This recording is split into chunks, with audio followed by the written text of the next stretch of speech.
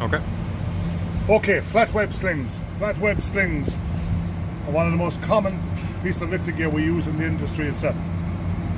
About 55% of our accidents that occur with lifting operations would involve web slings. As slingers, it is important that you know how to inspect the sling before you use it. First source of information and the most important element is the tag itself.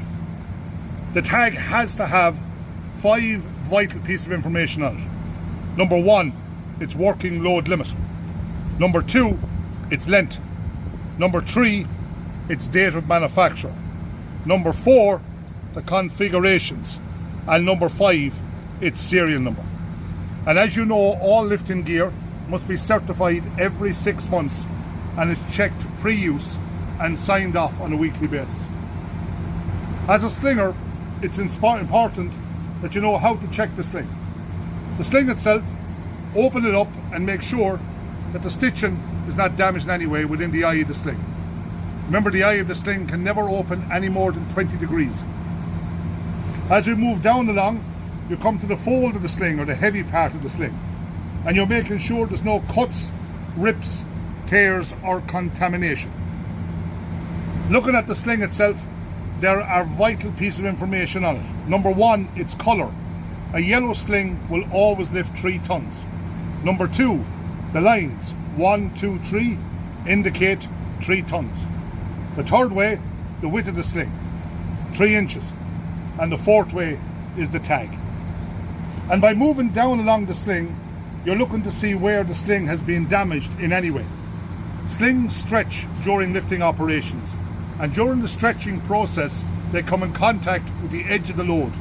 If there's an edge on the load, it can cut into the surface of the sling. Subsequently, as you move down along, you're moving the sling through your hands to make sure again that there's no damage along the sling itself.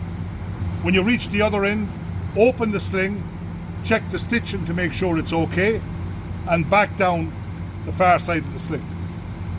Again, each time that there's no chemical exposure, heat damage, or contact with sparks or any element of heat. When you get to the other end of the sling, again the inspection shows you that you can use the sling or you can't. When using the sling, it is important to understand the following. When you put the sling onto a load, the eye of the sling travels through, and subsequently the tag of the sling must always go on the hook. When you move down along, you see the heavy part of the sling. You never choke a load above that height. It always stays below the bite. And always remember that the lifting capacity of that sling reduces when you choke it. You lose 20% or 0.8 of its capacity.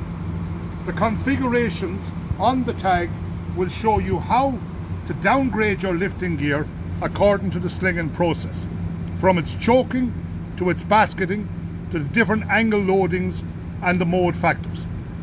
It is important again to prevent damage on your sling. Prevention can easily be prevented by using a simple piece of packing. Packing or protection can be plastic, rubber tubing or old slings.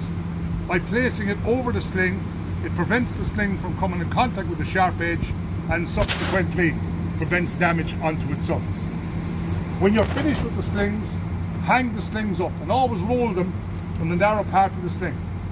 Once the sling is dry, roll it up and put it back into your stores, or let it hang on a designated peg or point. The sling itself should never be force dried. It should be allowed to dry naturally.